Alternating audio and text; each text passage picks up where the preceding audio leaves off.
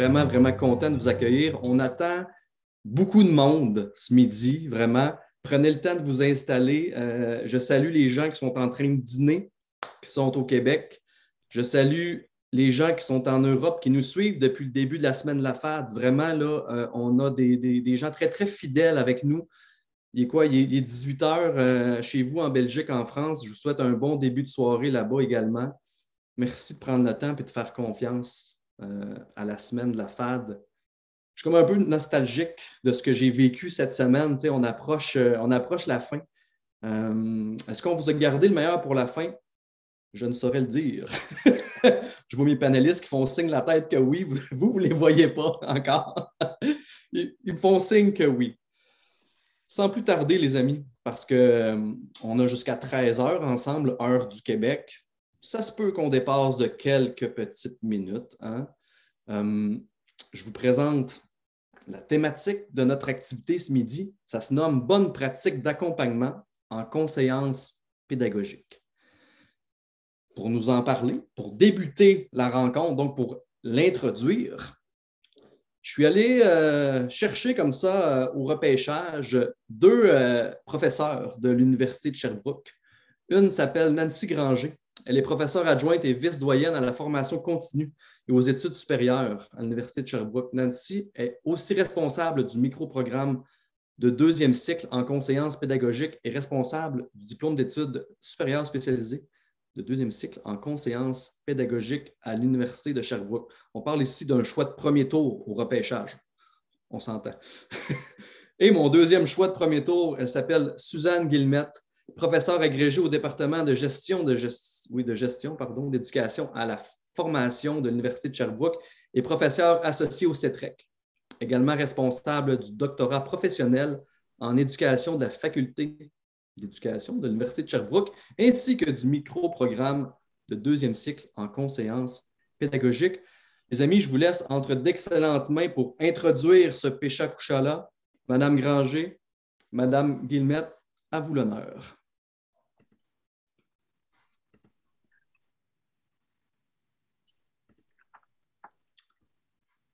Alors, merci Maxime pour la belle présentation.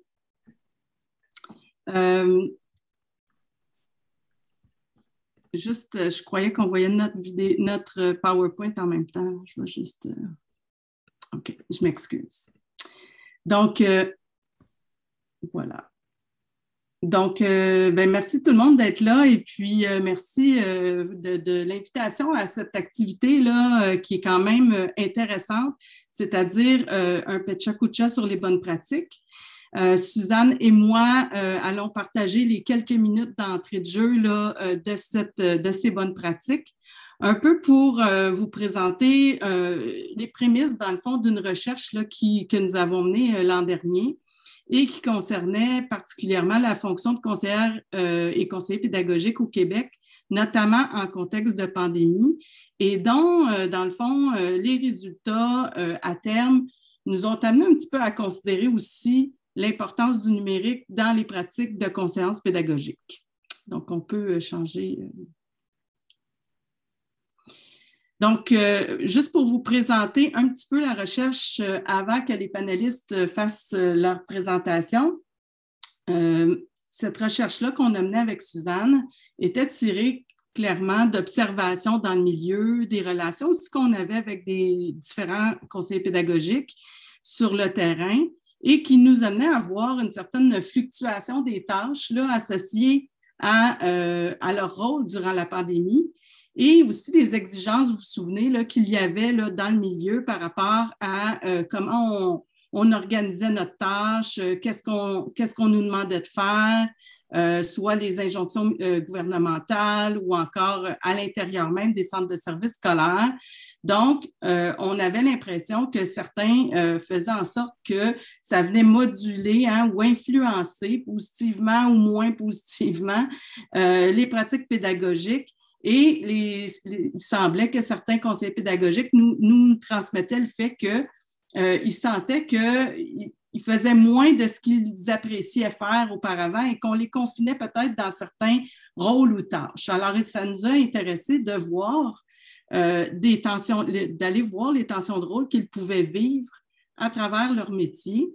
Et on s'est basé sur un cadre théorique, là, entre autres, qui nous amenait à regarder un peu 4 types principaux qui tenaient compte de la surcharge vécue au travail, les conflits de rôle, l'incapacité à remplir les rôles et l'ambiguïté aussi des rôles qui étaient vécus par les CP.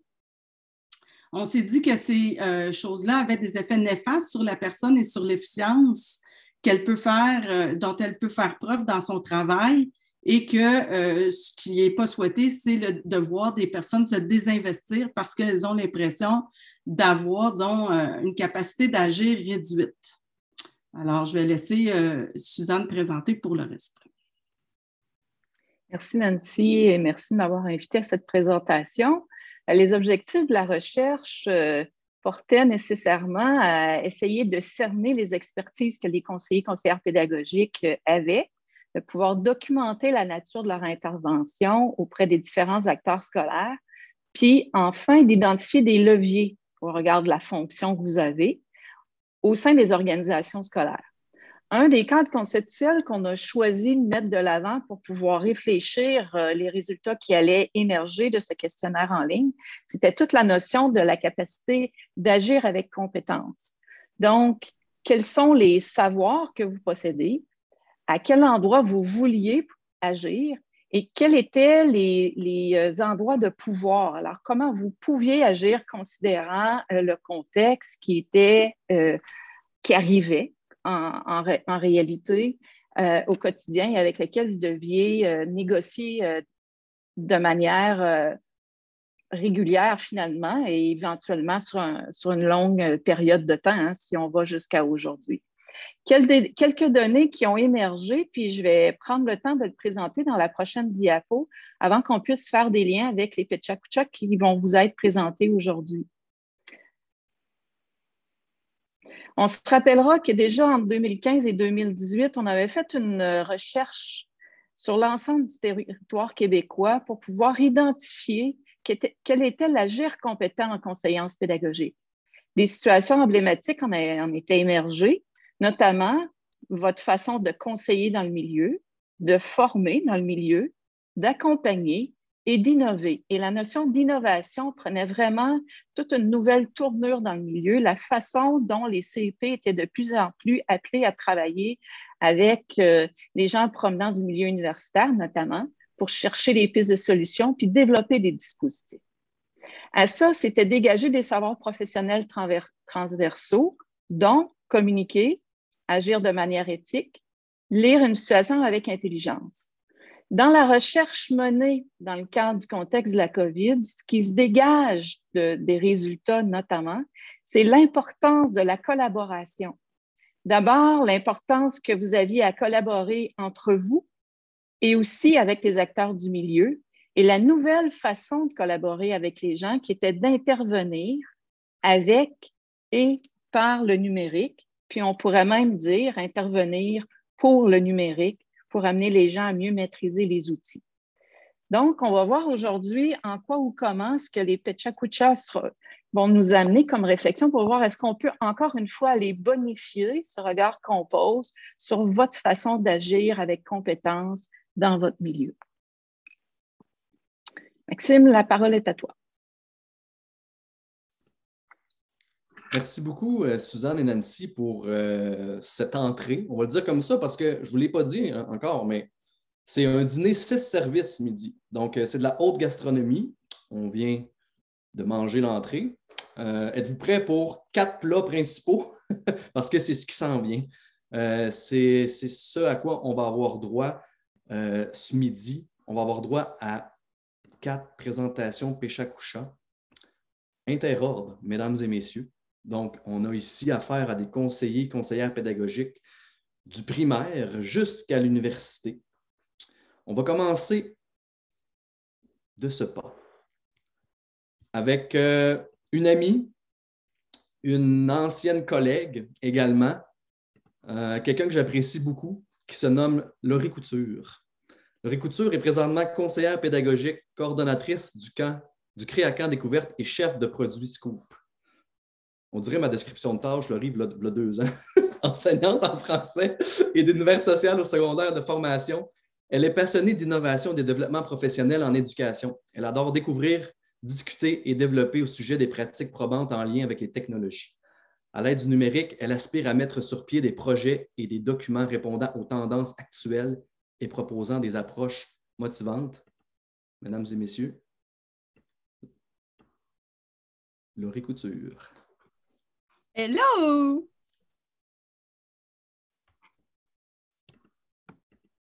Salut! Je m'en vais de ton écran, Laurie, et je démarre le Péchakucha. Live demain! Tu peux parler aux gens un petit peu, tu peux faire descendre ta pression. Je voulais te faire rire pendant ta présentation pour que le stress de Saint-Narcisse descende un peu. Ça a-tu marché? C'est bon. Oui, ça va. Je suis très en contrôle en ce moment.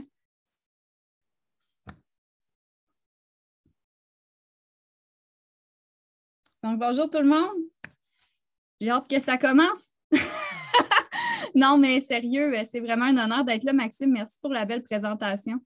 C'est tout qu'un défi à relever, en fait. Là, ceux qui posaient la question tantôt dans le chat, là, le Péchakucha, c'est un format de 20 diapos.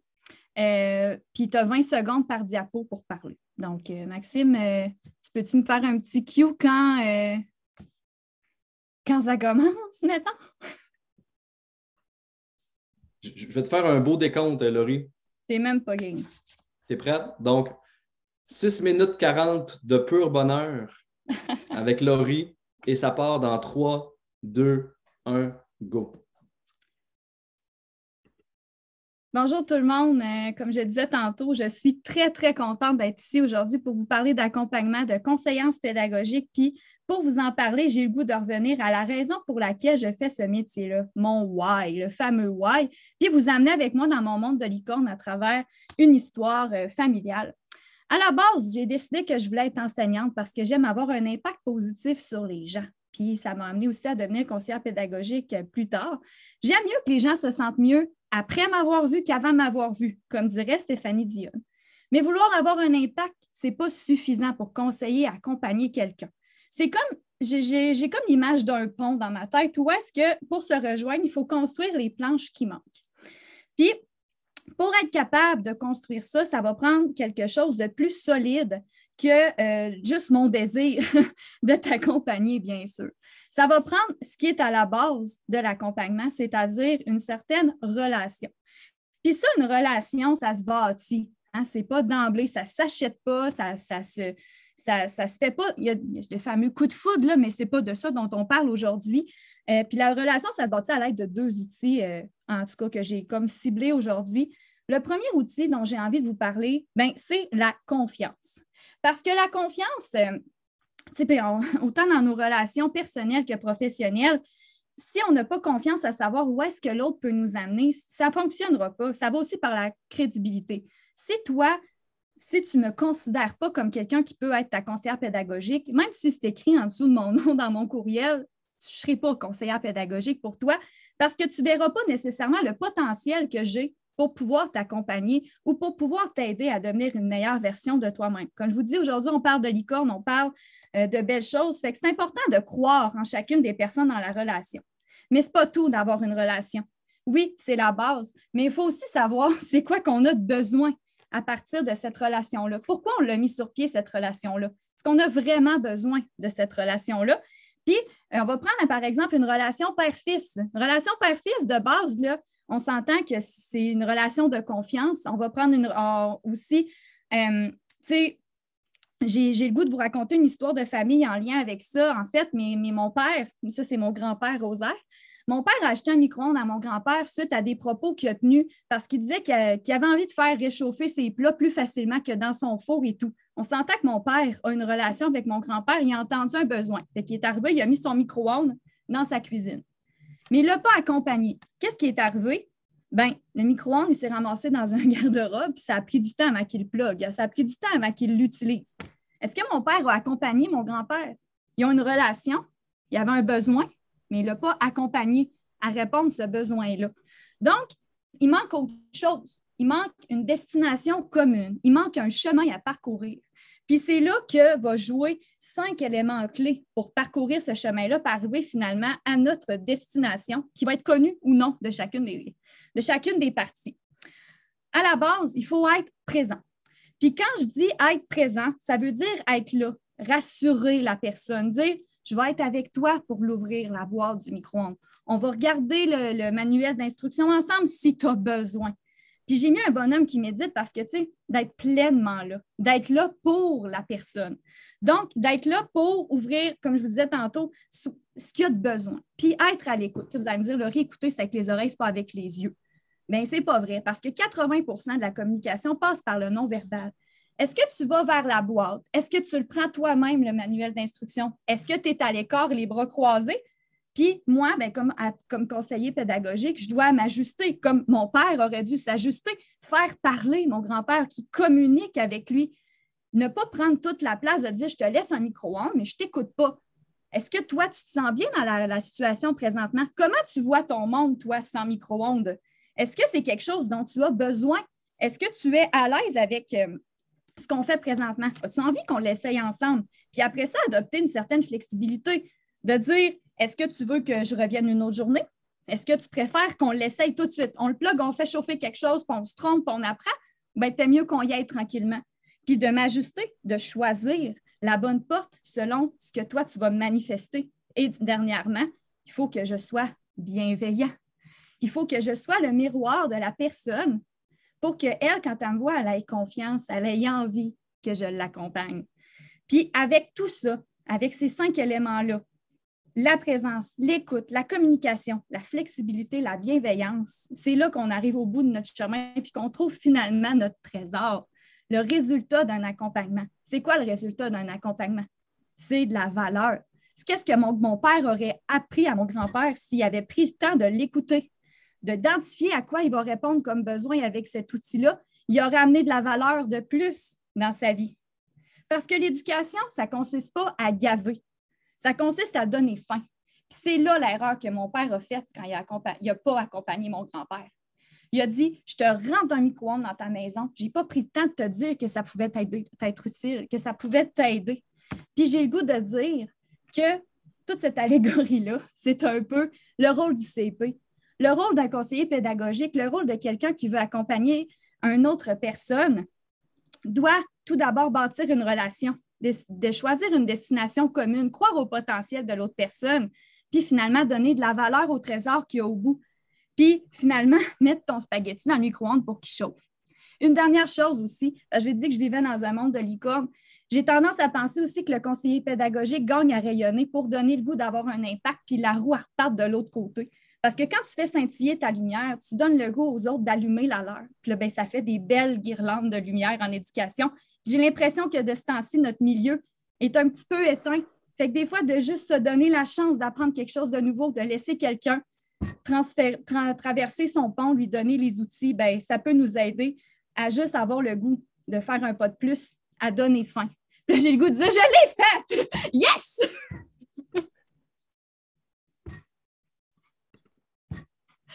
Oh my God, quelle émotion! Je ne sais pas si vous voyez mon poil sur mon bras en ce moment. Tu as des tatous. On ne voit pas. Vous ne voyez pas? OK, vous ne voyez pas? J'ai le poil qui me dresse sur le corps. Wow, Laurie! Wow! Je vous invite, les gens dans l'audience, à commenter, à féliciter. Laurie, c'était exceptionnel. Bravo. Tu as mis la table d'une façon incroyable. Un grand merci. Je vais supprimer ta caméra et voilà. Je t'invite, Laurie, à aller voir dans le chat ce qui se dit présentement. C'est vraiment incroyable. C'est merveilleux. Tu n'avais aucune raison d'être stressé, Laurie. Wow! Moi, je suis shaké. Shaké, comme on dit. On enchaîne, les amis, avec notre deuxième Pécha Coucha.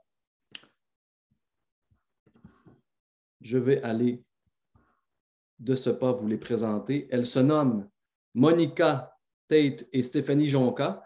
Monica est présentement conseillère pédagogique dans son merveilleux coin de pays, la Gaspésie.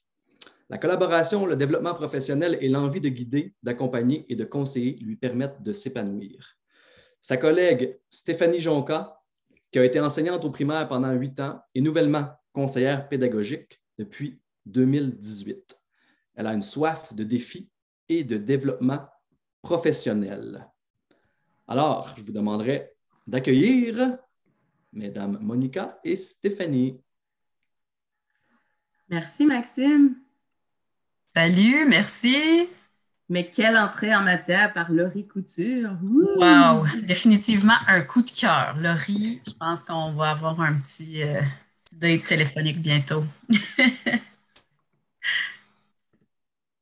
Donc, mesdames, alors, Maxime, on est prête quand tu le seras. Excellent. Donc, on peut démarrer ça. Et je vais vous faire un beau petit décompte aussi, si vous le voulez. D'accord. Donc, on y va pour un autre 6 minutes 40 d'inspiration et de pur bonheur. Donc, dans 3, 2, 1 et c'est parti. En 2018, j'ai eu envie de faire partie du vent de changement, de construire des moulins et de faire tomber les murs. Je traque mon chapeau d'enseignante pour celui de conseillère pédagogique. Durant la même année, j'ai eu envie que le vent tourne, j'ai eu envie de collaborer plus étroitement avec les enseignants. Saviez-vous que la formation en V permet au bernage de se rendre 71% plus loin qu'un oiseau volant seul? Pandémie. La demande de soutien se faisant de plus en plus grande, nous nous sommes formés à vitesse grand V et c'est de là que sont nés les cafés pédagogiques. Nous avions l'opportunité de lier le numérique et le pédagogique. Nous qui, depuis 2 ans, ramions à contre-courant, voilà que les portes s'ouvraient enfin. Les cafés pédagogiques existent maintenant dans notre centre de service pour créer des réseaux, semer des graines, allumer quelques lumières, faire progresser une idée qui a déjà sa place dans notre tête. Bref, pour faciliter le développement professionnel. En se tournant vers le virtuel, nous répondions ainsi aux besoins du plus grand nombre de façon beaucoup plus efficace. Il deviendrait un lieu pour communiquer, échanger, se réseauter. Nous en avions plein la tête et on devait en faire profiter aux autres et peut-être éveiller des besoins de développement. Transmettre notre savoir devenait un réel défi. Du 1 à 1 était impensable et c'est ce qui se présentait à nous avec le nombre grandissant d'enseignants non légalement qualifiés. Que fait-on avec nos enseignants d'expérience? Comment ne pas trop les déstabiliser? Comment leur donner le petit coup de pouce nécessaire pour repartir du bon pied? Et nos non légalement qualifiés, a-t-on pensé à eux? Comment arriver à ce que tout ce beau monde soit confortable dans l'inconfortable? Nos cafés sont un lieu de prédilection pour nos nouveaux enseignants. Ils découvrent des collègues qui vivent la même chose qu'eux, se sentent moins seuls et se construisent ainsi un réseau de soutien et de partage.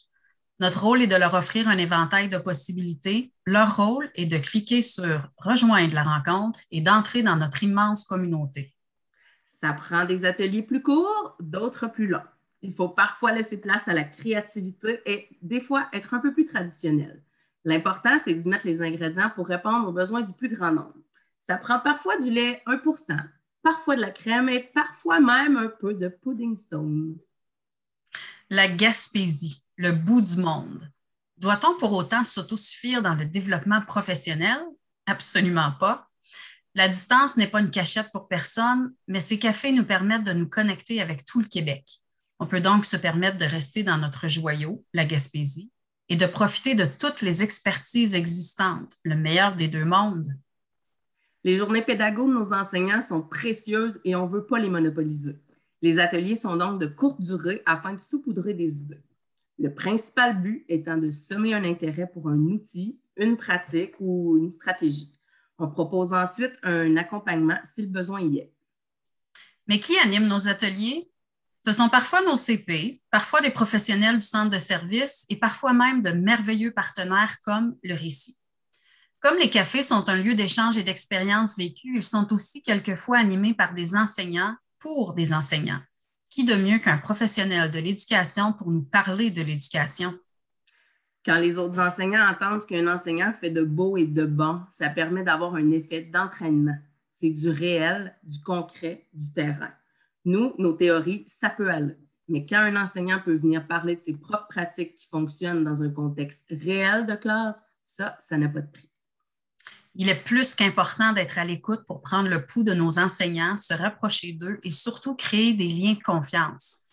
Sans donner trop aux scientifiques, on se permet même d'affirmer que lorsque nous retournons en classe avec eux, on sent qu'il y a un petit quelque chose qui s'est installé, un lien qui n'était pas là auparavant. Pourquoi des cafés en virtuel? Bien, il n'y a pas de déplacement. Ça permet de gagner du temps, puis ça permet de lancer un message au plus grand nombre. Nos ateliers sont aussi enregistrés, donc si tu es absent, si tu as une rencontre collaborative de prévue, bien, pas de souci, tu vas pouvoir le revisionner. Puis finalement, bien, on n'avait pas bien le choix. 2 têtes valent mieux qu'une. On va se le dire, à notre premier café pédagogique, chaque CP a animé 3-4 ateliers seuls la même journée. On était un peu fous, grandement audacieux, mais surtout passionnés de ce qu'on offrait. Ce qu'on en retient, toujours être 2 pour les prochaines fois. Pas par manque de passion, mais bien par manque d'ongles au bout des doigts. Notre mot d'ordre pour cette année, prévisibilité. Il est vraiment important d'être stratégique dans le choix de nos dates et d'annoncer celles-ci dès le début de l'année scolaire. En prenant toujours une journée où il y a 2 pédagogues d'affilée, on s'assure de la collaboration avec les directions d'école qui, elles, sont des alliés de choix et nos enseignants se sentent moins surchargés. En sollicitant différents intervenants, en allant chercher d'autres acteurs du milieu, on est en mesure d'offrir des choix que nous n'aurions pas en présence. Vous vous souvenez de notre diapo du bout du monde? Il ne faut pas se le cacher, avec notre titre de CP généraliste, il faut savoir avoir le souci d'aller chercher l'expertise qui répond le mieux aux besoins de nos enseignants. Créer des moments de collaboration, co-construire, démontrer de l'ouverture et mettre en avant-plan l'efficacité du travail d'équipe. Ensemble, on va plus loin. Vous vous souvenez de nos bernaches, ces oiseaux qui avancent dans la même direction, atteignent leur objectif plus rapidement et plus facilement car ils s'appuient mutuellement dans leur démarche. Conseiller des enseignants en suggérant les meilleures pratiques, former sur des outils pédago-numériques, offrir un accompagnement pour la mise en place des pratiques qu'ils souhaitent mettre de l'avant, innover là où nous avons tant tenté de le faire avant la pandémie, celle-ci n'aura donc pas eu que du mauvais. C'est donc 5 cafés pédagogiques, 42 ateliers, 17 invités et plus de 200 enseignants. Des coups de cœur, on en a eu, à commencer par l'enseignant rigide qui a troqué sa craie et son tableau vert pour une version un peu plus branchée, ou l'enseignante d'expérience qui a osé présenter le potentiel de la rétro-descriptive en utilisant son cellulaire comme outil pédago-numérique. Nous avons certainement des idées de grandeur pour la suite. D'une rencontre de 45 minutes à un événement pédagogique rassembleur, les idées ne manquent pas.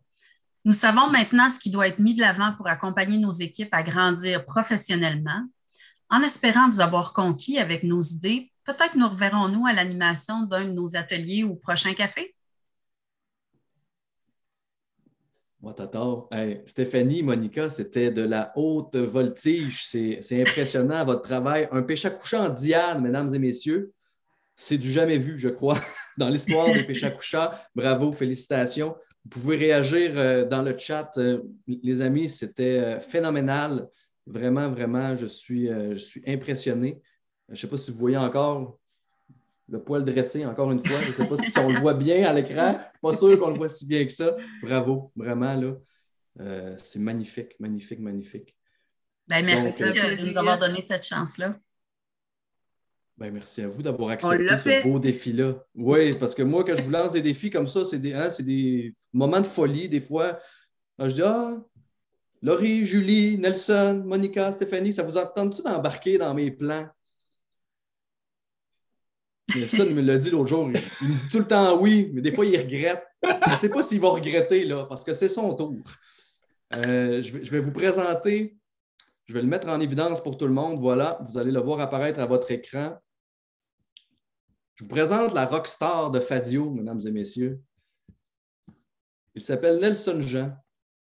Il travaille au Cégep de Rimouski comme conseiller en technopédagogie au service des technologies de l'information.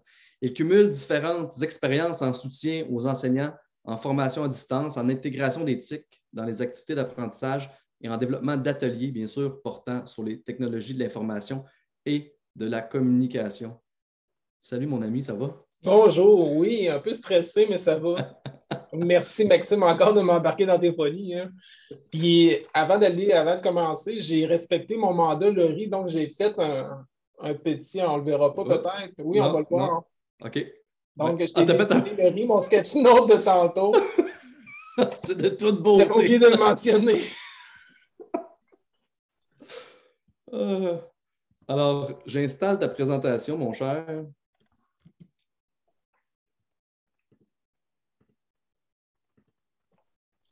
Je pourrais te l'envoyer le riz, Voilà. si tu veux. Voilà, donc je te fais le décompte, puis on démarre ça. Dans 3, 2, 1, c'est parti. Donc, comme bonne pratique d'accompagnement, je pense qu'il faut prendre le temps et à travers ma présentation que je vais vous faire aujourd'hui, je vais vous parler d'une situation que j'ai vécue avec une enseignante qui va démontrer l'ensemble des démarches qu'il faut faire lorsqu'on accompagne correctement. Il faut parfois arrêter le temps, prendre le temps de s'arrêter. Ça va parfois trop vite, mais je pense qu'il faut parfois arrêter. Et ting-ting, le téléphone sonne, l'enseignante veut me parler. Elle veut me parler, en fait, d'une problématique qu'elle vit. Souvent, elle va arriver avec une problématique, donc il faut l'écouter, regarder avec elle c'est quoi la problématique. Sa position, ça ne fonctionne plus avec mes étudiants, je suis à 1 an de ma retraite et je ne veux rien faire, ça ne me tente pas de changer en soi. Première position. À ce moment-là, qu'est-ce qu'on doit faire? On va écouter en fait l'enseignant, on va l'écouter attentivement. Ce n'est pas juste de regarder, mais il faut vraiment regarder le verbal, le non-verbal en fait de la personne pour s'assurer de comprendre ses préoccupations, de voir qu'est-ce qui ne fonctionne pas dans sa réalité en soi. Et en contexte de pandémie, on l'a vécu vraiment beaucoup. À travers les échanges, on va reconnaître aussi les bons côtés de l'enseignant. Donc, on doit parfois aller regarder dans le passé qu'est-ce que l'enseignant a fait. Hey, je me rappelle, tu avais réalisé telle chose qui était vraiment intéressante, mais je pense que tu es capable quand même de t'investir pour continuer, pour être capable de changer. En plus de ça, qu'est-ce qu'il faut aller, c'est de bâtir une confiance. Hein? Le modèle de Saint-Germain-la-Villois, que je prône vraiment beaucoup, il faut vraiment établir la confiance entre les deux personnes. Tant aussi longtemps que la confiance n'est pas là, la personne ne pourra pas s'engager dans un changement. Et ça, c'est vraiment primordial pour moi. Ça fait partie de mes valeurs très, très profondes. Donc, à force d'échanger avec mon enseignante, j'ai établi la confiance. Par la suite, on a dressé en fait des balises très claires avec elle de qu'est-ce que moi je comprenais, qu'est-ce qu'elle, elle voulait aussi avoir, qu'est-ce qu'elle voulait changer pour être capable de trouver le sweet spot, donc le point qui est vraiment dans notre triangle pour être capable de bien accompagner, de bien trouver. Vraiment, c'était notre point de friction qu'on s'est positionné pour par la suite se lancer et d'être capable d'avancer dans tout ça. Qu'est-ce qui est aussi vraiment important, c'est d'être capable d'être conscient des limites de la personne. Souvent, les personnes, non, ça ne me tente pas de changer, il me reste 1 an, ça ne me tente pas, Nelson. Non, oublie ça, tu ne seras pas capable. Mais il faut être capable de voir les limites et le dépassement possible. Il faut aussi structurer en fait notre accompagnement, d'avoir un plan. Lorsqu'on fait une maison, on va se faire vraiment l'idée de développement avec un plan, mais il faut planifier les choses. Qu'est-ce qu'on veut faire? Qu'est-ce qu'on veut changer avec l'enseignant? Et de se donner en fait des cibles pour être capable d'arriver à nos fins en soi. Tout au long du processus, on va alimenter, on va aller titiller en fait notre enseignant pour être capable de lui donner des ressources en ligne, des vidéos, des facs, des ressources numériques. Il y a tellement de possibilités que nous avons maintenant, mais c'est important d'amener ces ressources-là vers l'enseignant pour la titiller, pour souligner des choses avec elle. En plus de ça, qu'est-ce qui est vraiment intéressant de faire, c'est d'expérimenter le plus possible avec l'enseignant, de ne pas lui donner l'ensemble de l'information puis arrange-toi avec ça, mais c'est d'être là, de faire des expérimentations, d'aller dans la classe pour essayer des trucs, qu'est-ce qu'on veut intégrer, qu'est-ce qu'on veut faire. Donc, c'est super important de garder nos objectifs, mais de trouver certaines expérimentations à faire avec l'enseignant. Tout au long du processus, on va réaliser, l'enseignant, à un moment donné, ça va être son rôle de faire l'activité, mais nous, on fait comme CP, mais moi, je pense que c'est le temps de documenter. On va prendre des notes sur qu'est-ce qui a fonctionné, qu'est-ce qui n'a pas fonctionné dans la démarche, être capable d'avoir un gabarit, en fait, d'accompagnement pour d'autres enseignants par la suite. Regardez tel enseignant, on le reproduit. Et qu'est-ce qui est important aussi, c'est d'être présent dans la classe, c'est d'être présent par courriel, par téléphone, à tout moment. Il faut être capable de répondre à un besoin. Oui, on ne peut pas se diviser en soi, mais c'est important que lorsque une personne est en changement, lorsqu'on veut faire un accompagnement, c'est d'être présent en soi. Et ça, c'est vraiment important. D'effectuer un suivi constant. Donc, tout au long, en fait, de notre processus d'accompagnement, on va avoir d'autres choses, mais il faut parfois s'outiller, faire des programmations de rappel dans nos outils électroniques pour être capable de relancer. « Hey, ça va-tu bien? T'es rendu où dans ton parcours? » Donc, c'est vraiment d'être là pour dire, même si je ne suis pas là physiquement, mais je suis là derrière toi et j'avance avec toi. Il faut aussi prendre le temps d'évaluer avec l'enseignant qu'est-ce qui a marché, qu'est-ce qui n'a pas fonctionné. « Hey, tu as réussi à utiliser tel outil, mais tu ne voulais pas le faire. Mais regarde, tu le fais dans ta classe, puis ça a bien fonctionné. Oui, puis j'ai encore d'autres questions. Je vais aller plus loin encore, pas de problème. Je vais être là en soi avec toi. Donc, c'est important d'évaluer certains moments. Un jour, on va confirmer en fait l'identité pédagogique et la cohérence professionnelle de la personne. Hey, bravo, tu as réussi à faire l'activité pédagogique, tu as réussi à mobiliser, à engager en fait tes étudiants. Je te félicite. Il faut à un moment donné faire un statut de dire, regarde, good job, tu as réussi en fait, qu'est-ce que tu devais faire. Et à ce moment-là, qu'est-ce qu'on va faire? On va faire rayonner la personne. Parce que son investissement doit avoir un rayonnement. On va l'inviter à une journée pédagogique, on va l'inviter à des webinaires comme qu'on fait durant la semaine de la FAD pour qu'elle soit capable de présenter en fait l'avancement qu'elle a fait au niveau techno-pédagogique. Il faut le supporter en soi et l'encourager. Moi, j'ai encouragé mon enseignante à participer à une journée pédagogique. Et à ce moment-là, je l'ai placée dans un rôle, je me suis mis en accompagnement pour elle, par la suite, elle puisse le présenter. L'enseignante qui ne voulait pas aller de l'avant, et qu'elle maintenant, elle investit du temps à montrer à ses confrères consorts dans son département d'enseigner l'outil, c'est vraiment intéressant. Il faut parfois penser aussi en dehors de la boîte. Et moi, pour moi, c'est super important d'arrêter d'avoir nos œillères devant les yeux, de s'ouvrir à la planète, de voir qu'est-ce qui fait aussi à l'externe, de participer à des activités, d'amener les enseignants à se mobiliser dans d'autres sphères de notre organisation. Et en plus de ça, lorsqu'on amène des changements, c'est important de faire la théorie du petit pas. Donc, de ne pas non plus d'aller trop vite dans les changements, d'y aller petit peu par petit peu, de marcher avec les enseignants. Donc, au lieu de voir un grand changement comme un marathon, il faut faire un changement comme un chemin de Compostelle. On va l'accompagner, on va prendre le temps de s'arrêter et on va cheminer en soi. Et qu'est-ce qui est vraiment important, c'est de garder l'humain au centre de notre accompagnement. Malgré qu'il y a du numérique, qu'il y a de la technologie, il faut revenir à l'humain, de voir ses capacités, de voir ses possibilités et de l'amener ailleurs, de voir qu'est-ce qu'elle ne peut pas voir, mais de l'amener vraiment plus loin. Voilà. Wow, Nelson, défi relevé haut la main, mon ami. Vraiment, là. Ah, Seigneur. Wow. Tu te sens comment? Ça va mieux.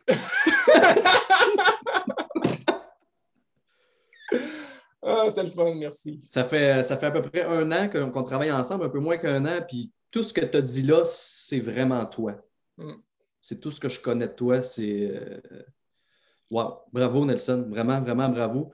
Il y a 200 quelques 30 personnes qui sont avec nous, qui sont en train d'écrire des beaux commentaires. Le chat est en feu. Mesdames et messieurs, ça va valoir la peine d'aller tout relire ça. Je vous ferai imprimer ça. Encadré si vous voulez.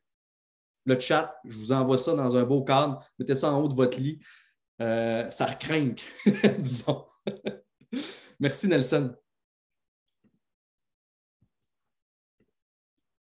Alors, mesdames et messieurs, on arrive à notre 4e plat principal.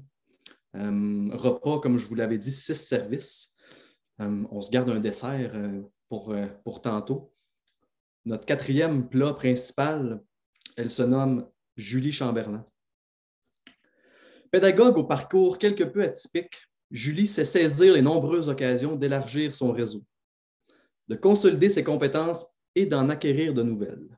Femme de passion, son leadership et ses qualités relationnelles font d'elle une personne à l'influence positive et à l'énergie contagieuse, qui trouve sa place dans le travail d'équipe et dans l'émergence d'idées nouvelles.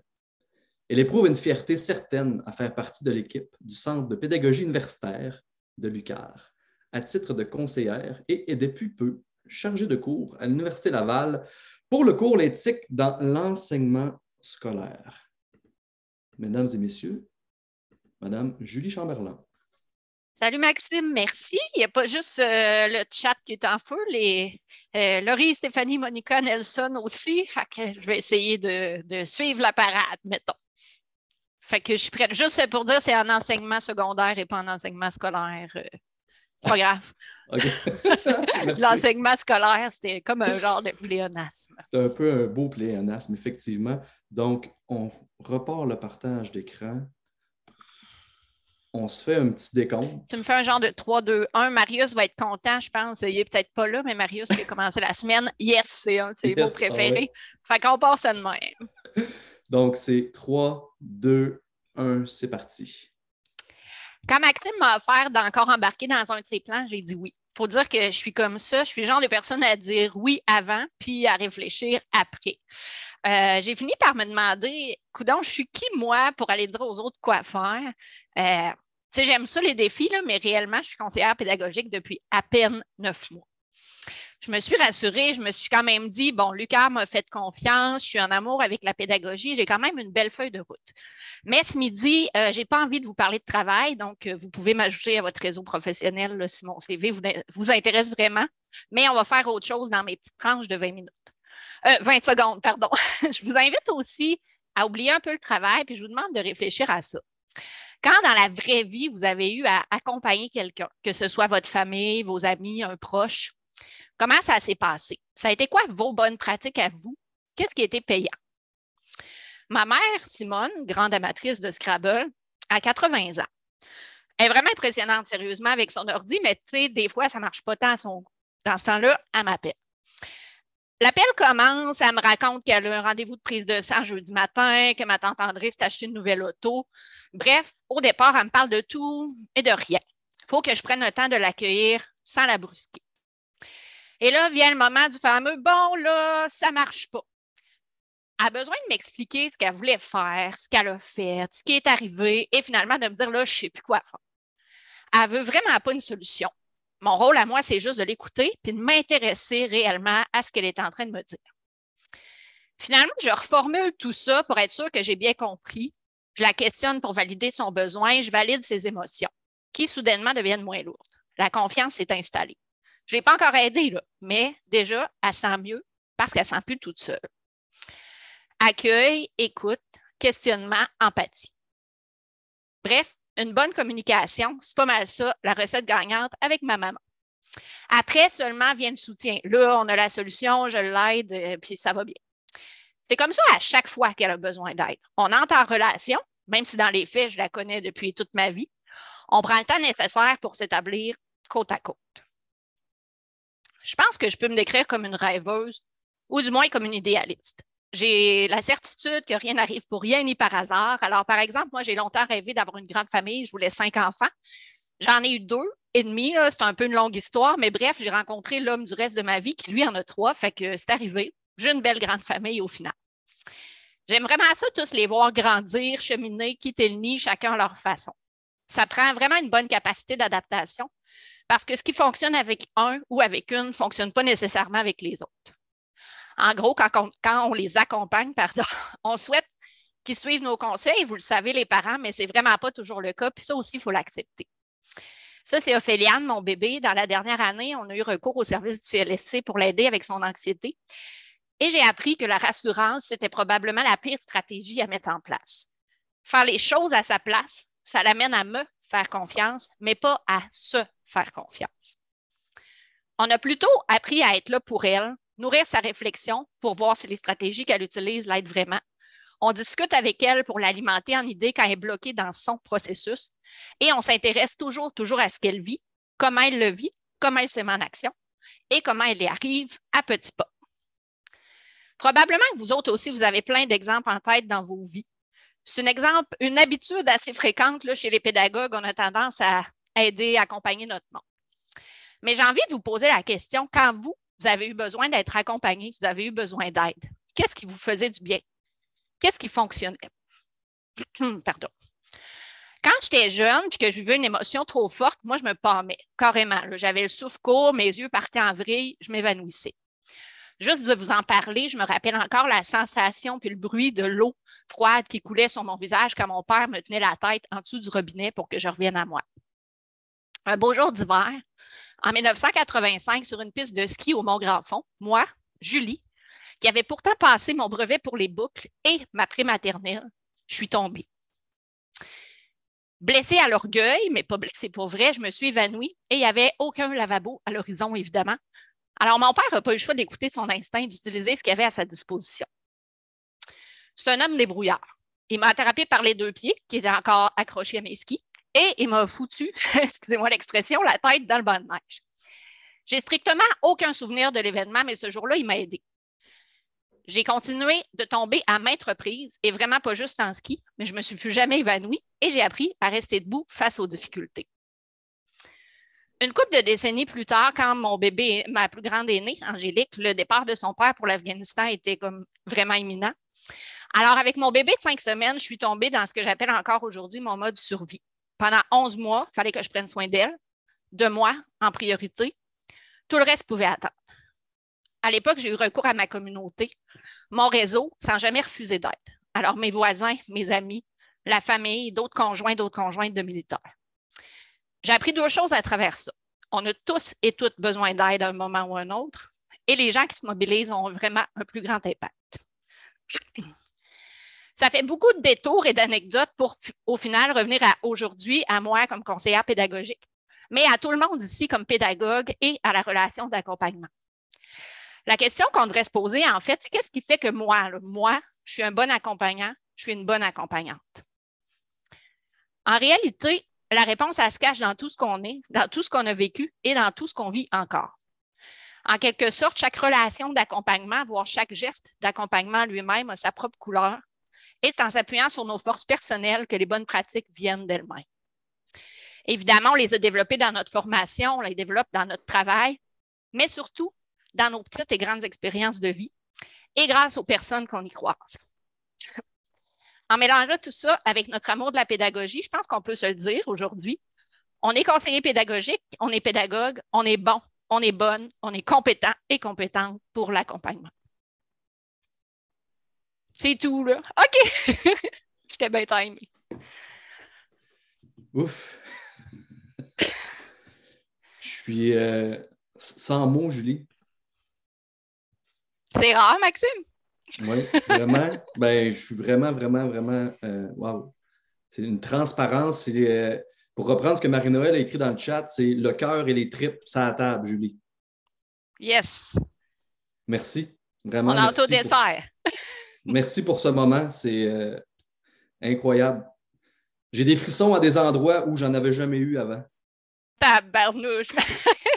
Hey, le chat, tu vas nous le repartager pour vrai, hein, parce que je oui, me suis pas laissé déconcentrer. Good. Bien sûr. Je vais de ce pas réinviter tout le monde sur notre stage virtuel.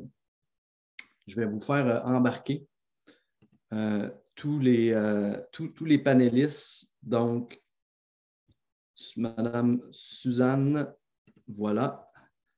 Laurie, voilà. Viens-t'en nous rejoindre. Monica, viens-t'en. Nancy, aussi. Nelson, sur le stage, mon cher. Stéphanie, sur le stage. Il manque-tu quelqu'un? Il ne manque pas personne. Je vous laisse les dernières minutes ensemble pour discuter, pour jaser de ce qu'on vient de vivre là. 4 moments incroyables. Nancy, Suzanne, à vous l'honneur. Bien, d'abord, j'aimerais dire wow, vraiment wow, extraordinaire ce que vous avez pu nous présenter dans ce laps de temps. Bravo. Vous êtes des artistes dans vos présentations, c'est le mot qui m'est venu à l'esprit. Puis j'ai essayé, comme on m'avait demandé, d'essayer de résumer en mes mots ce que j'ai compris, ce que j'ai entendu. Et le mot qui me vient, c'est l'art. C'est pour ça que je dis que vous êtes des artistes. Des artistes qui avaient entre vous des chaînes de référence, des vécus, des expériences de vie, des expériences professionnelles, des connaissances, des stratégies. Je vais me permettre de le résumer dans des grandes lignes pour pouvoir laisser la chance aux autres de pouvoir échanger. Vous avez parlé de l'art de créer une relation, l'art de pouvoir communiquer. Vous avez aussi décrit en vos mots l'importance de développer l'art de l'intelligence de la situation. Comment vous allez lire la situation, la comprendre pour soutenir la personne dans la poursuite de son processus professionnel. Vous avez aussi parlé de l'art de la créativité, de la complémentarité, de la collaboration pour pouvoir mener ces projets d'accompagnement-là dans les milieux. Vous avez parlé de de l'art du questionnement qui comprend l'écoute, qui comprend la rétroaction, qui comprend la façon de soutenir et questionner les gens en tenant compte de qui ils sont, d'où ils partent, pour les mener plus loin. Vous travaillez avec eux. Et je résumerai ça dans l'art de votre capacité à vous placer en projet d'accompagner ces personnes qui elles-mêmes sont en projet. Donc, vous reconnaissez chez ces personnes-là leur autonomie et vous vous reconnaissez capable d'avancer avec eux pour soutenir le développement de leur autonomie, mais ce qui fait en sorte aussi que vous développez la vôtre. Donc, je dirais d'abord et avant tout, dans ce que vous avez apporté, l'art de croire en la personne et de développer ce que j'appellerais la réflexibilité, c'est-à-dire la capacité de prendre le temps d'arrêter, de réfléchir, de poser un regard réflexif, certes, mais surtout de s'adapter, de créer cette flexibilité parce qu'il n'y a pas une personne qui a le même besoin, qui répond de la même façon aux situations. Et vous avez bien su nous démontrer comment vous le faites au quotidien. Tout ce que je peux dire, c'est wow. Merci beaucoup à vous, artistes, conseillers, conseillères pédagogiques. Est-ce que je peux prendre la balle au bon? Merci, Suzanne. Bon, ben, tu as dit beaucoup de choses et je pine du bonnet sur tout ce que tu viens de dire, effectivement. Pour ma part, pour dire différemment, j'irai avec le fait que je retiens le mot humanisme de vos présentations vraiment très fort. Je pense que ce qu'on vient de voir ici fait écho, en tout cas, à plusieurs choses qu'on entend dans les journaux ou dans les nouvelles, comme quoi le numérique est déshumanisant. J'ai envie de dire que là, vous venez de démontrer à quel point le numérique pouvait être une plateforme humaine et remplie de valeurs pour soi et pour les autres. Parmi les présentations que vous avez mentionnées, ce que je retiens, c'est prendre le temps, c'est des ponts, aller vers l'autre, faire fi un peu de ce que nous, on souhaiterait pour s'approcher des besoins des autres personnes. Donc, zone proximale de développement pour être un peu plus théorique. Mais j'ai envie de dire que ce qu'on retient du numérique, parce qu'en fait, on traite de la formation à distance, mais c'est que la distance, elle peut être proximale en quelque part. Et donc, ça dépend qui est derrière la machine. Et en tout cas, par les présentations que vous avez faites, vous démontrez que c'est tout à fait possible de s'approcher des besoins des personnes et même de les accompagner pour qu'eux soient des accompagnants éventuellement. J'ai envie aussi de faire un petit lien avec la recherche qu'on a faite, c'est-à-dire que quand on se présentait tout à l'heure en disant que notre recherche s'intéressait à votre pouvoir agir, votre vouloir agir, je pense que le vouloir agir, s'il y a quelqu'un qui en doute, là, il n'a pas bien écouté aujourd'hui. Le pouvoir agir, vous vous êtes donné les moyens et vous cherchez à donner le moyen aussi aux autres. Et donc, j'ai l'impression que j'ai envie de vous dire, vous avez exercé un leadership pédagogique important dans le milieu, puis vous continuez de le faire et vous souhaitez le donner aux autres. Donc, ce n'est pas que de la transmission, mais c'est aussi une capacité à faire du plus, puis du différent, puis de l'amélioration continue.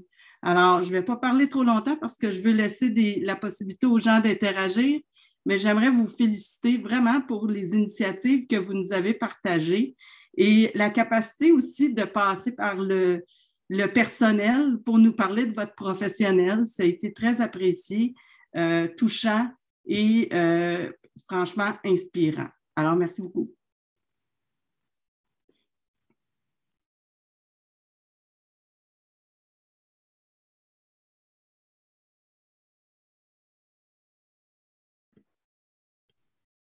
Est-ce que Nelson, il y a des questions du public ou…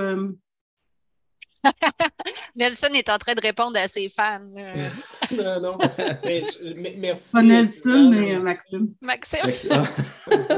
Merci, Suzanne. Merci, Nancy, pour vos bons commentaires. Un autre commentaire très large, c'est « Soyez vous-même ». N'essayez pas d'être une autre personne pour accompagner une autre personne, soyez juste vous-même. Puis je pense que lorsqu'on est une personne qui est authentique, les personnes le sentent et ils vont venir vers vous tout simplement. On ne peut pas être quelqu'un qu'on n'est pas. Soyez tout simplement vous, puis ça va bien aller.